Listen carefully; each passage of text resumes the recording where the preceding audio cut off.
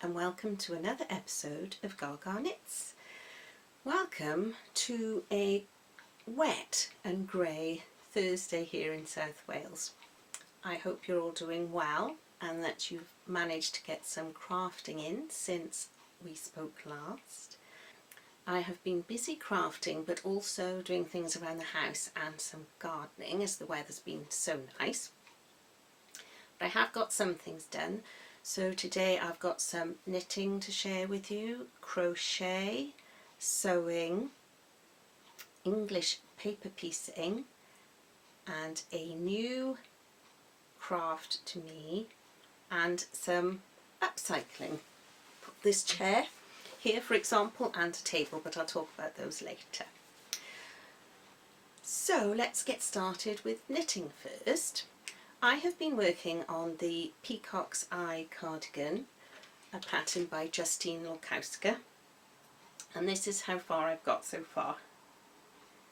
I should have got further, but I have had terrible trouble with knitting the button bands.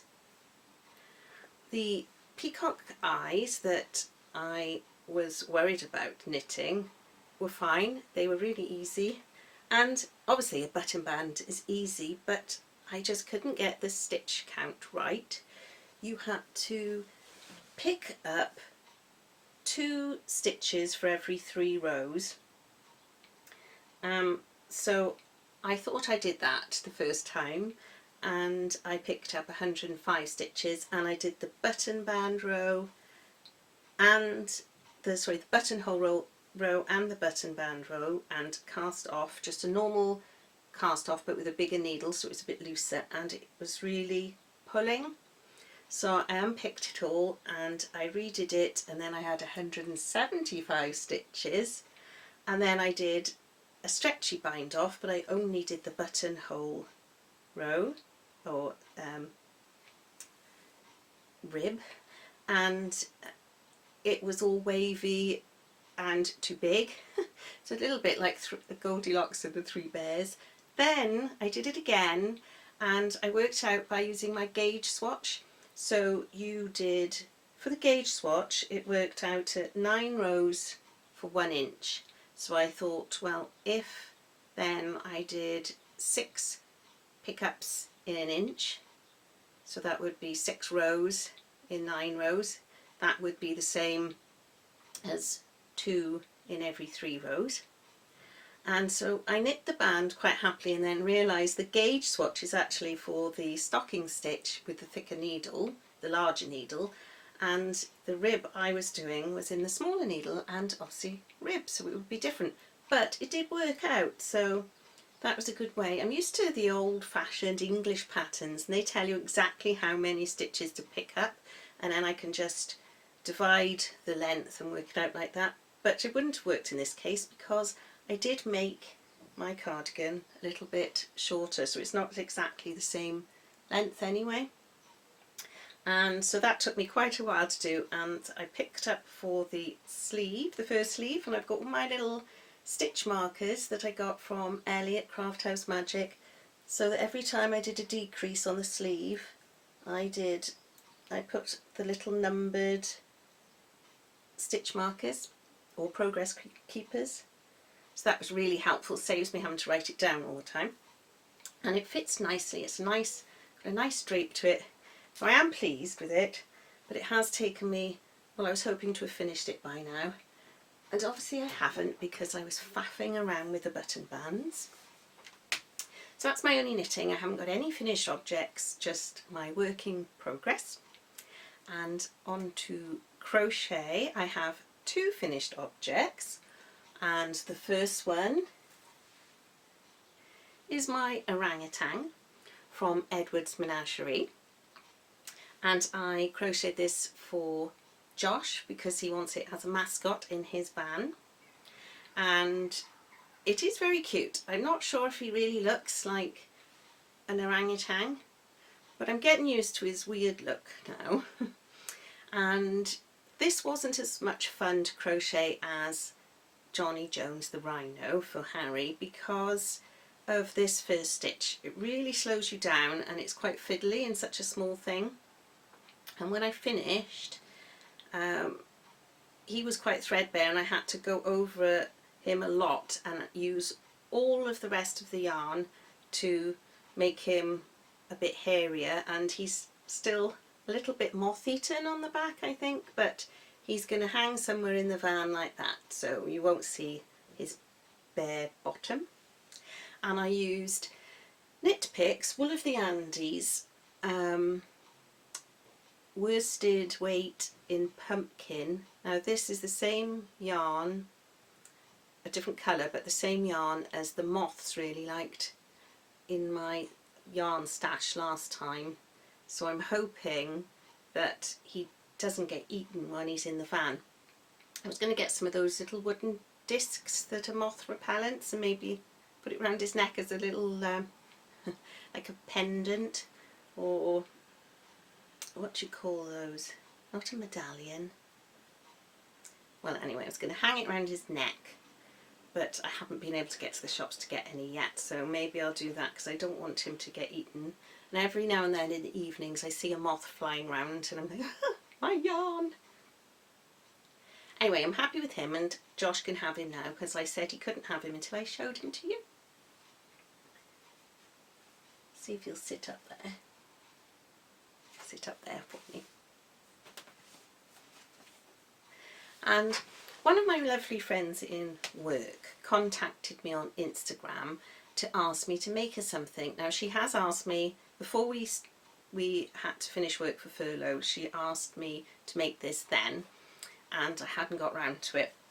So I thought I'd better had. I made her one before and she really likes it and has worn it out basically, so that's why she's asked me to make another one.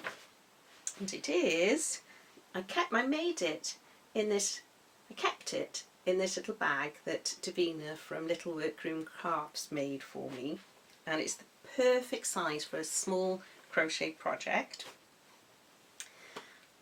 And here it is. Do you know what this is? And no, it's not an egg cosy.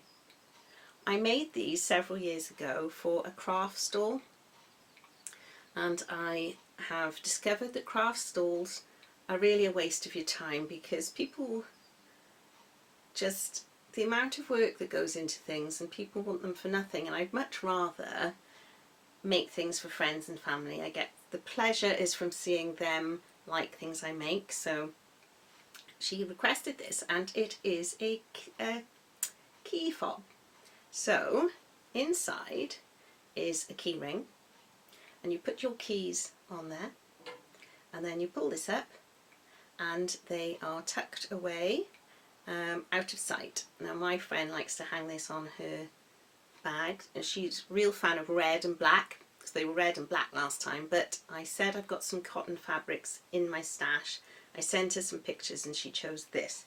This is just King Cole bamboo cotton 4-ply, and it's a little bit splitty to work with crochet, and it was a 3mm hook, so you have to be careful. And then the little bit of brown was just some sock yarn I had in my stash. It's not cotton, but I thought it worked well with the blue because blue and brown I think looks really nice together. And this is the pattern here.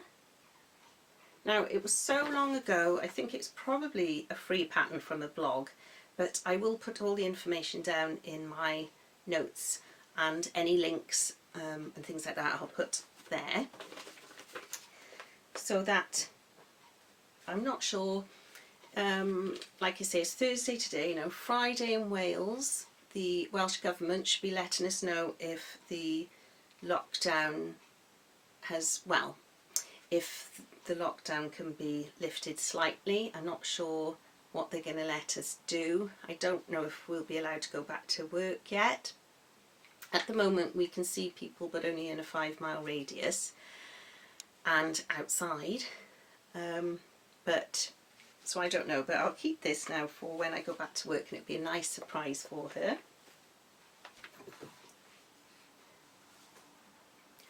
On to sewing. So I have been sewing the Megan dress, I'm not sure if you can see it here, but I shall put some pictures in if you can't. And I don't want to talk too much about it because I am doing a sew along, like I said last time. And it's taken me a long time because as soon as I mentioned it on my last episode, I lost interest in it and it became a sort of like I had to do it because I'd said, so I've learnt my lesson. I'm never going to say I'm going to do this by next time or whatever, because it puts that pressure on you. And I'm using stretch cotton sateen. I've not used that fabric before, and although it's lovely to work with, it isn't such a nice fit as the Megan dress I did in the viscose fabric, which was very hard to work with, but gave a nice fit and a nice drape. This doesn't drape, and I'm thinking because it's stretch I should have done a size smaller, but there we are, never mind. For the sew along it's a much more stable fabric to work with, but it does seem a bit of a cheek doing a sew along to show people how to sew something and it doesn't really fit that well. But hey ho, I did my best, and that's like all that anyone can ask really, isn't it? Oh, and the pattern, like I said, is the Megan dress, and it's from Tilly and the Buttons, her first book, which is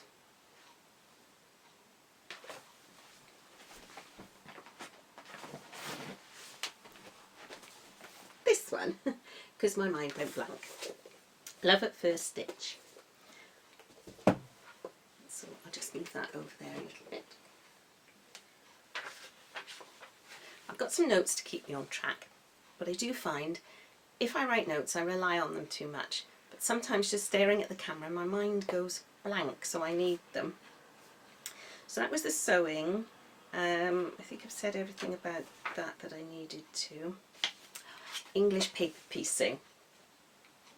I've been doing some English paper piecing inspired by Zedenius from Little Workroom Crafts, like everybody is, and she's also done a tutorial on patchwork, which I was hoping to cut some squares out and have a little go at that, but I don't need to now because I was gifted very generously some fabric from Martin's sister.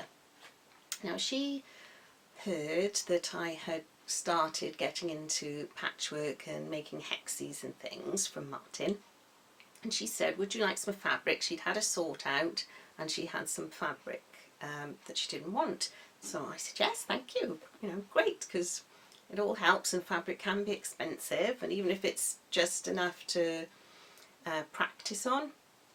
So anyway, we went to visit his parents last week because it was his dad's birthday, and his sister still lives at home, so she was there. And they're within the 5 miles, so we hadn't done anything wrong. And she gave me this bag of what I thought was fabric. So when I brought it home, I was really surprised and pleased to see what was in the bag. Now it's all vintage Laura Ashley fabrics. So I've got this fabric here, which is absolutely beautiful, and green is my favourite colour. And I had some more of that, but I have used it. Then there were all these squares ready cut, and I have washed them because this fabric is at least 15, 20 years old, I'm not sure, so it was smelt a bit fausty. So I've washed all those and they did fray really badly, and ironed them all, so that took a little while. And I had all these hexies ready cut out as well, washed and ironed those too, and it keeps on coming. She had also completed this panel. Well, there's 2 of these actually. Now they look a little bit dark because the outside ones have got bits of old magazine and newspaper as the hexies. All that work, it just seems such a shame, so I've got 2 of those. I will put some pictures in because it's a little bit hard to show you on the screen. She'd also done this, I think these are called Flower Garden, this one and this one, again you can see the little newspapers on the back, and a larger one. So I did put on Instagram, did anyone have any ideas of what to make with these things? And people came back with ideas, so thank you very much if you were one of those. But I've decided with this one, I'm going to put it on a larger piece of backing and put some wadding on it, and then put some backing fabric on it, and I'm going to use it as a little floor mat because my friend who comes to Craft Club is expecting a baby, and when she comes over with the baby, it'll be nice that she can, if she wants to lay her on the floor and let her kick around, she can be on a nice clean little mat, because we've got Charlie and Charlie wanders around, and it would be nice to know she's on a nice clean mat. So I'm going to do that, and with these two I'm going to make them into cushions. So I'm not quite sure if I'm going to put them on a square or add some little bits to make them round. I think they might look nice as little round cushions, so I'm going to do that with those. And the larger ones I thought I would make into table runners, and I've made one already. So this is the finished object. So this is Martin's sister did the front, and she doesn't know I've done this, but on the back I used some of the hexes that were already cut out, and some she'd sewn but hadn't added, and I did the frame that goes right round the edge, and I used some of the fabric to do the backing. So I just interfaced the front with some light interfacing that I use for sewing clothes, and then did this on the back. So I thought that was quite nice, and next time I go to visit Martin's parents, I'm going to take this along, give it to his mum, and she can put it on her dining room table. They've got a large dining room table, because I thought it would be nice, because really it was his sister Deb's work. My work is all on the back, so I just thought that would be a nice surprise, and be nice for Deb to see all her hard work actually finished off. I've had to come back on. It is now 20 to 4 in the afternoon. I was just editing this morning's video and it stopped, and I realised I didn't have the whole footage. So I record on my camera at the moment, and it doesn't have a little flip out screen or anything, so I just look at the lens. I have no idea what I'm recording until the end, when I take a look, basically. So I was telling you about the English paper piecing and the table runner, and I just wanted to say then the little squares that have already been cut out, I plan to make a curtain, patchwork curtain, that's the word I was looking for, because I think they look really nice, and I like it when the sun comes through them and you can see all the little squares. So I'm going to make a little patchwork pair of curtains to go in my utility room out of those, and I'm still going to have piles left, piles of hexes and piles of squares, so I'm going to have to think of something else for those. Right, and then my next section is a new to me craft, which is macrame. I ordered this book from Search Press when I ordered several craft books from Search Press a couple of months ago to help my friend Angela from Yarn and Yarns. She's got a shop in Penarth, a yarn shop called Yarn and Yarns, and a YouTube channel, and as we were all furloughed, just to help support her, her business, Search Press had given her a discount code and said anyone who buys any books through them and puts her code in, she would get a little commission. So it was to help her as an excuse to buy some books. So I ordered a Nudie Knits Christmas book that is out of stock, but they're going to send it to me when it comes in, because I'm so looking forward to looking through that. And I also ordered this book because I plan, well, I want to make several plant pot holders, and I also want to make this, or something similar, this door curtain, because I absolutely love macrame or beaded door curtains. I think that's a very 70s thing.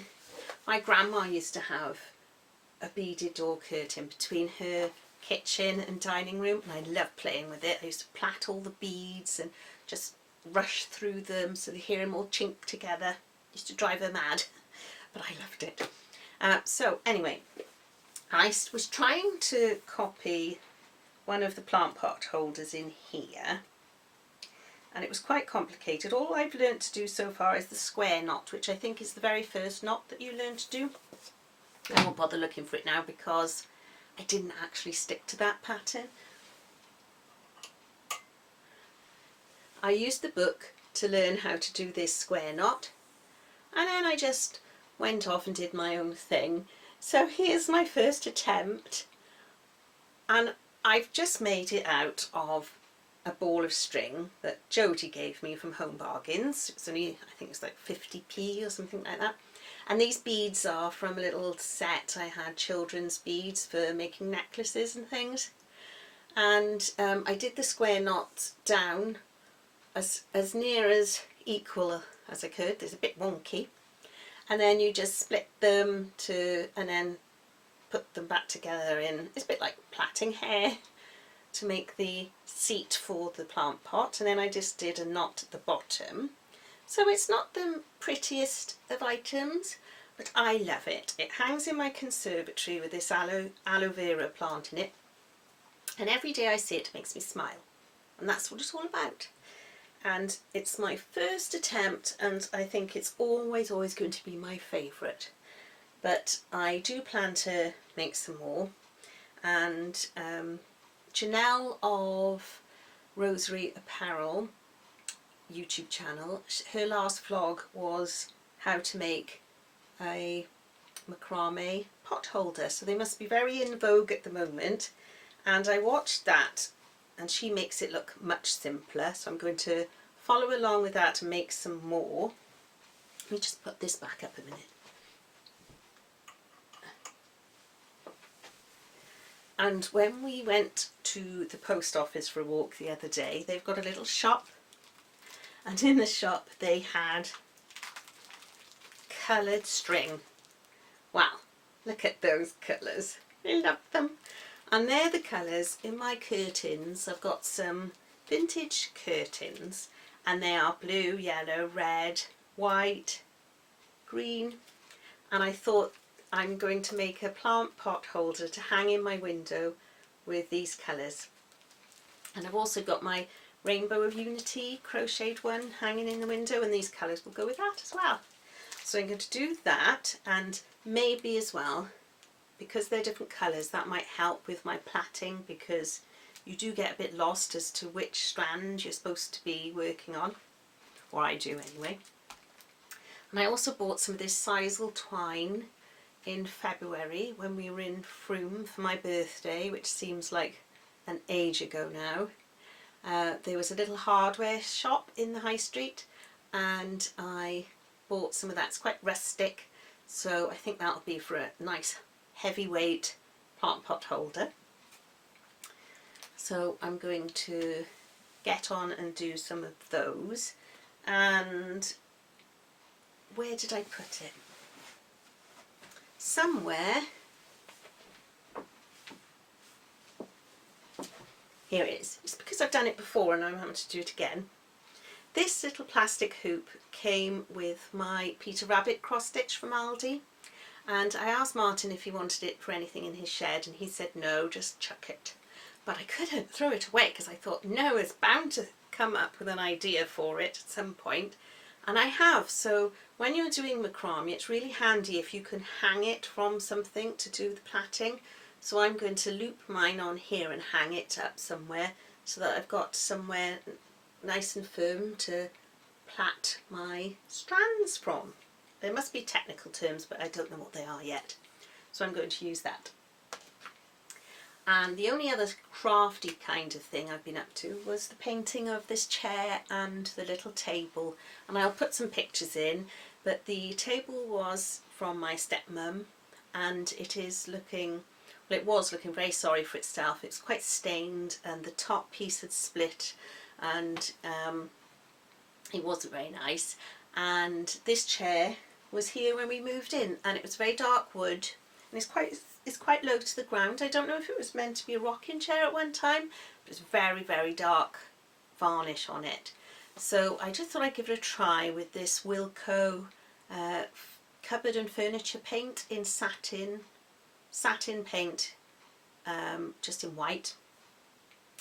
And I didn't rub these down or anything. I just washed them with some sugar soap, left that dry, painted 2 coats of the paint on it, and this was the result. It's got a slight sheen, but I think it's quite easy to use. I've painted things with chalk paint before, which I like as well, but you do have to varnish that or put some